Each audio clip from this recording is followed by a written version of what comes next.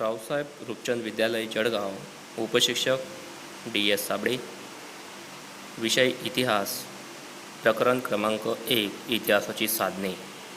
विद्यार्थी मित्रांनो, आता तुम्ही 9वीत आलात. 8वीपर्यंत आपण प्राचीन, मध्ययुगीन, आधुनिक भारताचा इतिहास अभ्यासलेला आहे. यावर्षी आपल्याला स्वातंत्र्योत्तर कालखंडातील भारताचा इतिहास अभ्यासायचा आहे. मग आधुनिक काळातील इतिहासाची जी साधनं आहेत, ती साधनं प्राचीन आणि मध्ययुगीन साधनांपेक्षा वेगळी आहेत. मग त्याच्यामध्ये लिखित साधनं, भौतिक साधनं, मौखिक साधनं, दृकश्राव्य माध्यमातील साधने यांच्या आधारे इतिहास अभ्यासता येतो. मग आधुनिक कालखंडामध्ये आपल्याला प्रादेशिक, राज्यस्तरीय, राष्ट्रीय आणि आंतरराष्ट्रीय पातळीवरील साधनांची दखलसुद्धा घ्यावी लागते. मग या साधनांच्या माध्यमातून, या मदतीने आपल्याला इतिहास लेखन कसं करता येतं याचा आपण अभ्यास करू. विद्यार्थी मित्रांनो, पहिलं साधन आपण बघू, लिखित साधन. मला लिखित साधने म्हणजे काय, की जे काही साधनं लिहून ठेवलेली आहेत त्या साधनांना लिखित साधन असं म्हटलं जातं.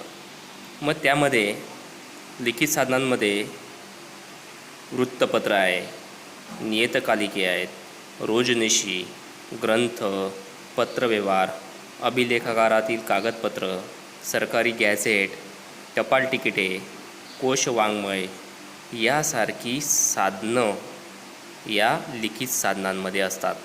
याच्यावरून आपल्याला खूप काही माहिती या साधनांमधून इतिहासाविषयी होत असते.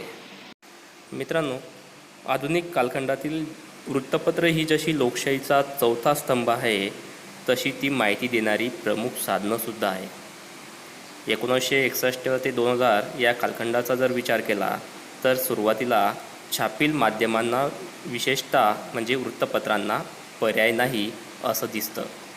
भारतात उदात्तीकरण सुरू झालं आणि इंटरनेटचा सर्वकडे प्रसार सुरू झाल्यावर छापील माध्यमांना पर्यायच उपलब्ध झाला. अर्थात असं झालं तरीसुद्धा छापील प्रसारमाध्यमांचे सामर्थ्य अजूनही कायम दिसून येते. मित्रांनो, लिखित साधनामध्ये वृत्तपत्रांविषयी जर आपण विचार केला तर वृत्तपत्रांमधून आपल्याला राष्ट्रीय, आंतरराष्ट्रीय घडामोडी, राजकारण असेल, कला किंवा क्रीडा क्षेत्र असेल, साहित्य, समाजकारण आणि सांस्कृतिक घडामोडी यांची सगळी माहिती आपल्याला मिळते. मानवी जीवनाशी संबंधित असणाऱ्या गोष्टी या वृत्तपत्रांमध्ये येतात. रोज आपण बघतो आपल्या शेजारी पाजारच्या गावांची माहिती, तालुक्याची माहिती, जिल्ह्याची माहिती, ही सगळी आपल्याला वृत्तपत्रातून घरी बसल्या कळते. त्यामध्ये राष्ट्रीय पातळीवर काम करणाऱ्या जे वृत्तपत्र आहेत त्यांनी काय केलं, आपल्या प्रादेशिक आवृत्त्या सुरू केल्या. त्याच्या विविध विषयांची माहिती देणाऱ्या पुरवण्यासुद्धा सुरू केल्या. छापील माध्यमामध्ये चळवळीची मुखपत्र असतात. राजकीय पक्षांची दैनिकं किंवा साप्ताहिके, मासिके, वार्षिके हे सगळी महत्त्वाची असतात. काही वृत्तपत्र वर्षाच्या शेवटी वर्षभरातील महत्त्वाच्या घटनांचा आढावा देणाऱ्या पुरवण्यासुद्धा काढतात. त्यातून आपल्याला वर्षभरातील प्रमुख ज्या काही घटना असतात त्या समजायला मदत होत असते. मित्रांनो, press trust of India PTI याविषयी आपण आता माहिती बघू. 1953 नंतर भारतातील बहुतेक वृत्तपत्रांसाठी सर्व महत्त्वाच्या घटनांचं प्राथमिक तपशील, महत्त्वाच्या विषयांवरील काही लेख असतील, यासाठी PTI हा एक महत्त्वाचा स्रोत होता. प्रेस ट्रस्ट ऑफ इंडियाने वृत्तलेखन, छायाचित्रे, आर्थिक, वैज्ञानिक या विषयांवरील लेख वृत्तपत्रांना पुरवलेले आहेत. आता PTIने ऑनलाईन सेवा सुरू केली. 1990च्या दशकामध्ये PTIने टेलिप्रिंटर्सऐवजी उपग्रह प्रसारण या तंत्राद्वारे देशभरात बातम्या पाठवायला सुरुवात केली. आधुनिक भारताच्या इतिहास लेखनासाठी हा मजकूर खूप महत्त्वाचा आहे. मित्रांनो, यानंतर लिखित साधनातील टपाल तिकिटे या साधनाविषयी आपण माहिती बघू. टपाल तिकीट म्हटलं की आपल्याला परिचित असेल. पोस्ट ऑफिसमध्ये आपण जर गेलात किंवा आपल्या घरी आलेलं एखादं पत्र असेल तर त्या पत्रावर टपाल तिकीट चिपकवलेलं असतं. आता टपाल तिकिटे स्वतः काही माहिती सांगत नाहीत किंवा ती बोलत नाहीत, तरीही इतिहासकार त्यांना बोलके करत असतो. भारत स्वतंत्र झाल्यापासून ते आजपर्यंत टपाल तिकिटांमध्ये वेगवेगळे बदल घडून आलेले आहेत. तिकिटांच्या आकारातील वेगळेपण, विषयातील नाविन्यता, रंगसंगती यामुळे टपाल तिकिटे आपल्याला बदलत्या काळाविषयी माहिती सांगत असतात.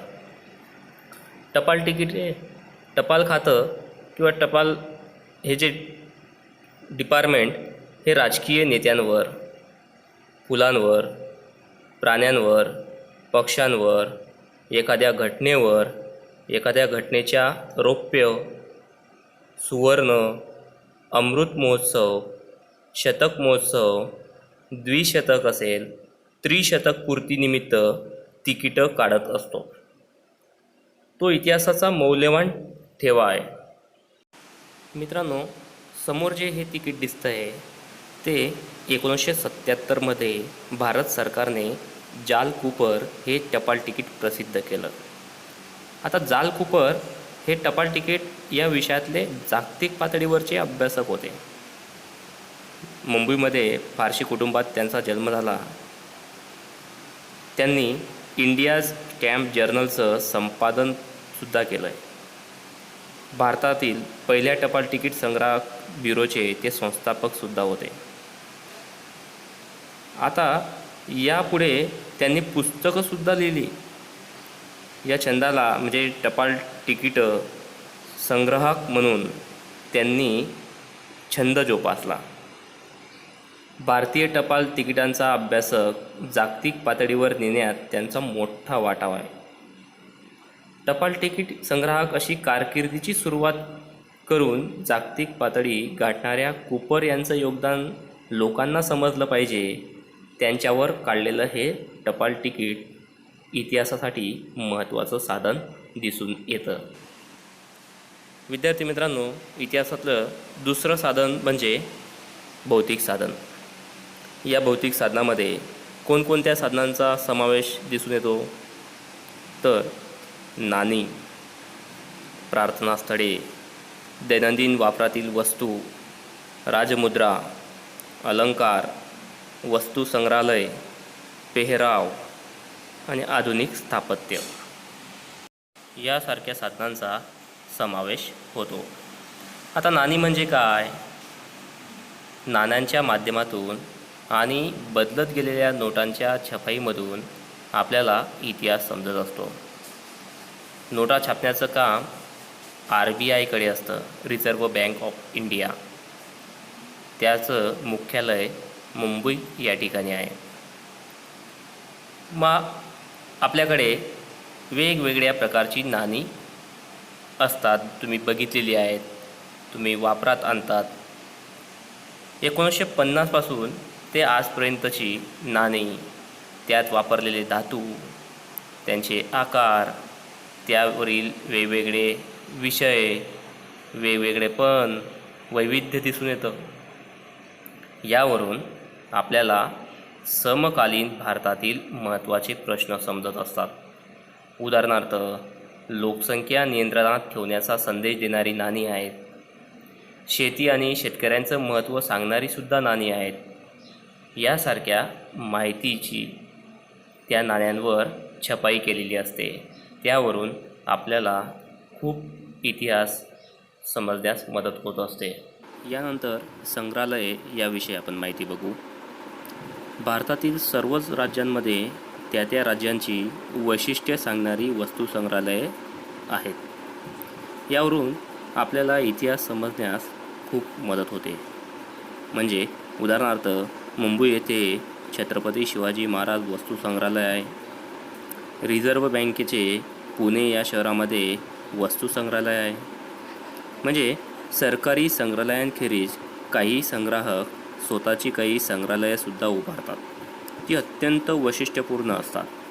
उदाहरणार्थ नाणी, नोटा, वेगवेगळ्या आकारातील दिवे, अडकित्ते, साहित्य यासारख्या सगळ्या वस्तू त्या संग्रहालयामध्ये ठेवलेल्या असतात.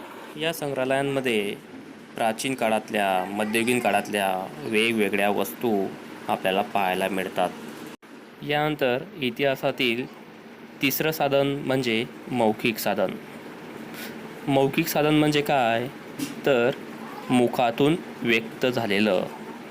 मग एका व्यक्तीकडून दुसऱ्या व्यक्तीकडे, एका पिढीकडून दुसऱ्या पिढीकडे, दुसऱ्या पिढीकडून तिसऱ्या पिढीकडे येणारं जे काही साधन असेल, काव्य असेल, त्याला आपण मौखिक साधनं असं म्हणतो.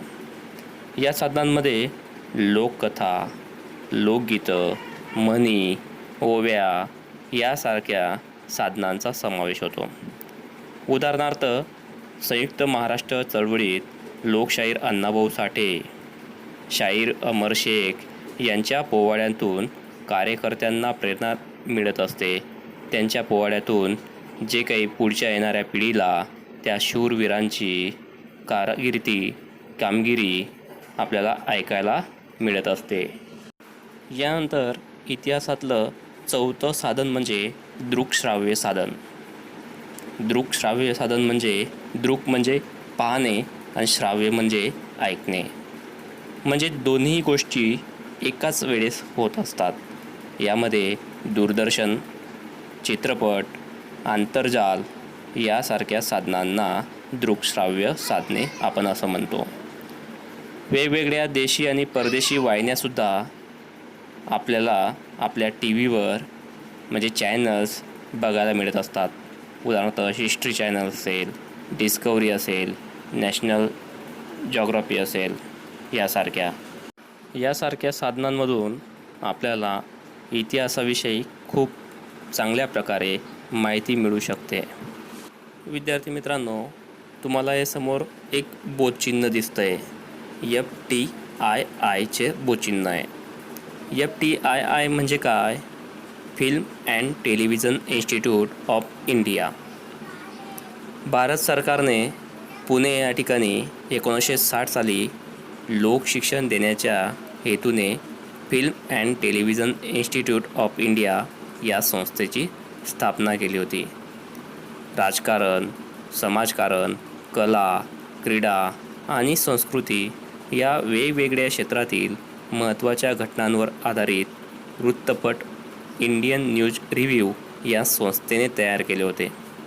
समाजाचे नेतृत्व करणाऱ्या व्यक्ती, देशासाठी योगदान देणाऱ्या व्यक्ती आणि महत्त्वाच्या स्थळांची माहिती देणारे अनुभवपट म्हणजेच डॉक्युमेंटरीज या विभागाने तयार केलेले आहेत.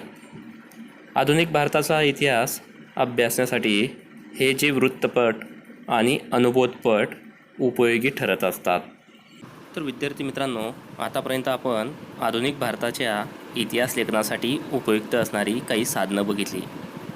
21व्या शतकात काळ इतका वेगाने बदलत आहे की साधनंसुद्धा आता अपुरी पडतील.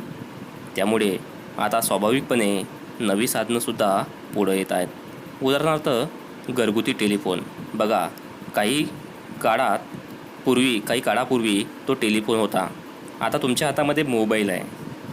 टेलिफोन ते मोबाईल हा जो काही कालखंड आहे हा झपाट्याने बदलला आहे. या प्रवासामध्ये पेजर नावाचं एक साधन संपर्कासाठी आलं होतं. ते जेवढ्या वेगात आलं तेवढ्याच वेगात ते संपुष्टातही आलं.